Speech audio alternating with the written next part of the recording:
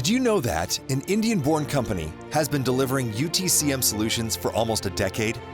They have given 4 command and control centers to metros in India and abroad. And they also created 2 command centers, one in Oman and the second one for Bangalore International Airport.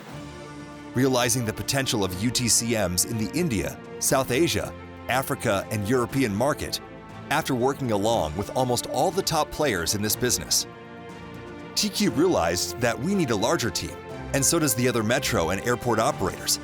With the upcoming surge of 40 more metros and 38 airports in our own country, trained engineers in this segment would be needed in big numbers. The situation of buses in our country is quite well known to us. However, after the present government creating so many kilometers of highways, the next thing could be faster, cleaner, and efficient buses. Once again, the officials would need to set up command centers to control, manage, and maintain the buses and their depots. It's a huge operation. And without proper tools and processes, it's not possible. TeeCube has already initiated some discussions with a few city bosses for creating mass transportation command and control centers.